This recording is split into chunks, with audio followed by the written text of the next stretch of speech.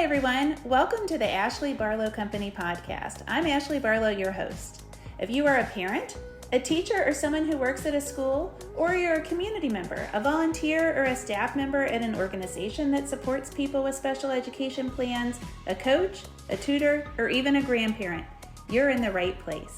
Sit back with an ice cold glass of lemonade, put on your walking shoes and grab some headphones, roll down the windows and cruise.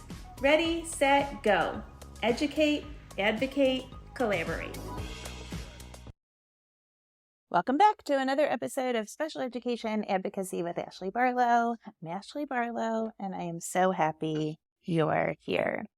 Okay, friends, I am really pumped about something. I just, as you know, went to the COPAA Conference. COPAA stands for Council of Attorneys, Parents, Attorneys, and Advocates, COPAA.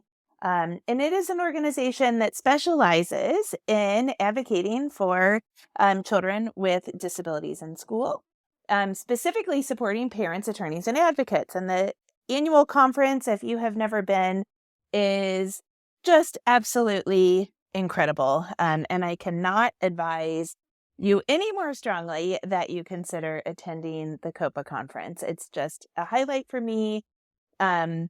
Every year, and it is, the networking is incredible. The information is incredible. I just totally love COPAA. Oh, by the way, I'm walking around while I record this, and you know how we're perfectly imperfect around here? I just had, and you also know how I have a broken back and chronic pain. I just had one of the most amazing massages of my life, but there is no way I'm going to be able to sit down for the rest of the day because I got to keep this moving, and I'm filling my water bottle right now, and we're just going to have to deal with it because that's just what's going to happen. So at COPAA, there are general sessions on starting Friday night and then Saturday and half of Sunday. But before that, there are pre-conference sessions, and the pre-conference sessions are half, full, or 2-day things, and they run on Thursday and Friday. And I like the pre-conference sessions a whole lot. The main sessions are an hour and 15, and you get kind of like a really nuanced or sometimes really basic thing that you can, do something with. And I like those sessions as well. But in the pre-conference sessions, because they're longer, you can really dive in.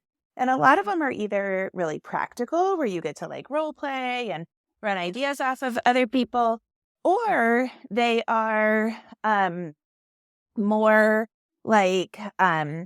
practical, where you're getting lists and checklists and guides and ideas, time to bounce ideas off of other people and that sort of thing. Now you're going to hear birds and dogs in the background because I figure that's a better background and I can walk better out here. So I went to a pre-conference session on IEEs. And what I'm going to talk to you about today, very briefly, is one reason why I believe that it might be very smart to consider allowing a district to do cognitive testing, even if you are opposed to that for very many and very reasonable things. And it is couched within the house of IEEs. So that's a lot to unpack, and so I want to talk about it a little more specifically. So the IEE is one of the parent rights. I think it's so exciting in special education that parents have rights because, I've practiced in many areas of law, and it is not very common for parents to have rights. It's not common in divorce law for parents to have a ton of rights. It's not common in a lot of areas of law for parents to have rights. However, in special education, super exciting stuff, parents actually have rights. And I just think that's exciting. And one of those is the right to obtain an IEE, an independent educational evaluation. The main premise here is that schools, the eligibility process and then the reevaluation process starts with an evaluation. And the reason it starts with an evaluation is that's our pathway to eligibility. And then we also build the IEP and the supports and services that are in it based on the student's profile from that evaluation. But the big thing is, we have an evaluation, but what if the parents disagree with it? Or what if the parents just don't feel empowered because the school did the evaluation, and maybe, there's some part of it that makes the parents feel uncomfortable? Well, when they made IDEA, Congress said, we've got to level the playing field for parents. All this research is telling us that parents need to be involved, and that gives us good outcomes, better outcomes for the kids. But we've got to level the playing field. So one of the ways is, if the parents don't agree with the district's evaluation, they should have a right to get one, and the district has to pay for it. So at the public expense. That means the district has to pay for the parents' evaluation. So that is what the IEE is. And then here's another basic concept. A lot of parents, particularly those of kids with intellectual and developmental disabilities, are opposed and have been counseled to be opposed by advocates and other parents and attorneys and multiple people to completely decline cognitive testing, to say no to IQ tests, kind of on the basis that if a district gets an IQ on a child with a developmental or intellectual disability like Down syndrome, that the district is going to use that bad test that's going to render a super low IQ to say, well, we can't do inclusion, you don't belong in gen ed, and we're going to put you in a self-contained special education unit, like a unit or a self-contained classroom or a more restrictive environment. And I think that is absolutely a pattern that occurs in America. Now, I have said on the podcast in multiple episodes that my particular opinion is that when we do cognitive testing, while the scores are not accurate and don't really depict aptitude because they aren't good at that, cognitive tests can give us a good indication of relative strengths and weaknesses, and we can get some other information from the cognitive tests. And, there's a million other reasons why I think it might not be a super bad idea to do cognitive testing. And at my pre-conference on IEEs, I learned another reason why cognitive testing might not be a super duper terrible, what's the Alexander book?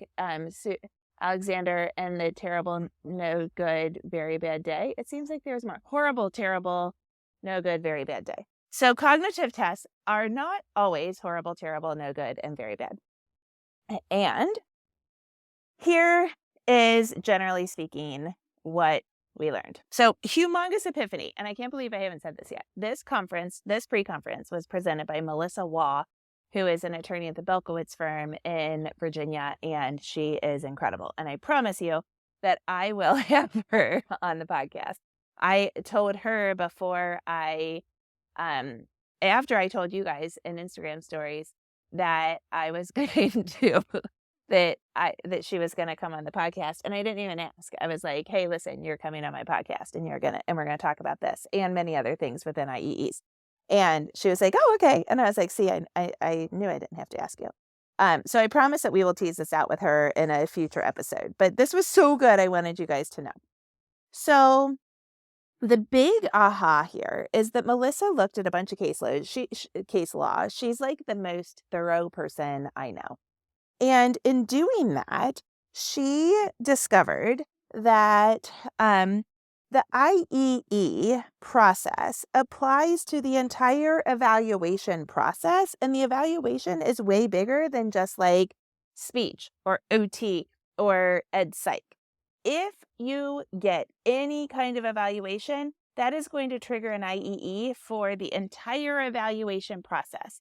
So prior to this, I thought like you got an IEE in speech, and you got an IEE in OT, and you got an IEE in ed psych, and what we learned is, eureka, that's not necessarily true. In fact, we can look at the evaluation as the entire process, including the eligibility determination. That's huge for people that have kids with specific learning disabilities who oftentimes face trouble getting the IEP, like at eligibility. And so we can talk about that in a context. But the big caveat to this is the district has to get the first bite of the apple. The district has to be able to test first. And there's case law that says that if the parents don't allow the district to test first, then the parents don't get that IEE. So bear with me here for a second, because here is what I am thinking. So when it comes to cognitive testing, a lot of parents are like, yeah, you can do the testing, but you can't generate the IQ score. Well, if we do that, or if we say you can do academic testing, you can do executive functioning testing. I don't even care if you run something to get processing speed and working memory, but I do not want a full comprehensive IQ test. So if we do that, then we aren't giving the district the first bite of the apple.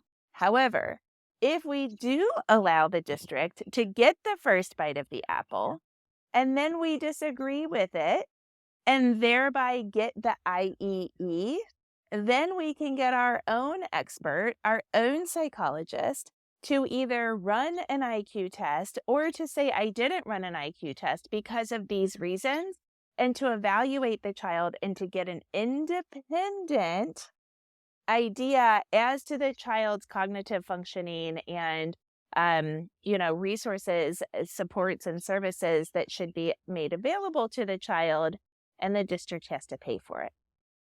So actually getting the cognitive testing might, in fact, trigger the IEE and basically pay for the beginning of the parent's expert, which is super exciting and something I had never thought about. So when I used to say, cognitive testing doesn't really bother me because there's all kinds of supports that say that, they can't use the IQ or the disability category to drive placement or to drive services or to drive teacher certification. And all of that I maintain is true. Now we have this new idea that actually getting it might give us cause to disagree and might then allow us to get an IEE and to get an expert to come into the meeting, and they have to consider the IEE. And so then we can either get a better cognitive test, like one with a nonverbal score, or we can get somebody to say, I didn't run a cognitive test for these reasons. And that, my friends, is my thoughts, questions, ideas about IEEs and those IQ tests. I completely thank Melissa for opening my eyes to this. It was a ginormous epiphany. I can't wait to tease it out with her more. We will have her on the pod sometime in the next 6 months. And in the meantime, I hope that's helpful to you. It's just kind of like my musings about IEEs and what I learned at COPAA. I hope to bring you a whole lot more of the stuff and lessons and ideas that I kind of generated as a result of attending the COPAA conference. So that's the deal. I hope that's helpful. I'm sorry this has been more of like a conversation with me and that I've been in 8 different rooms of my house while doing it. But perfectly imperfect is how we are around here, friends. So there we have it. Before I sign off, I do want to encourage you to follow me on social media. I put a lot on Instagram, a lot of tips, ideas, strategies, and information. And one thing I found out at COPAA is that a lot of you listen to the podcast, but not a lot of you have been to my website to see what other resources I offer. And don't follow me on Instagram. So go on over, give me a follow. And if you find it annoying after a week, unfollow. But check it out. I will see you next week. Same time, same place. Thanks so much for tuning in.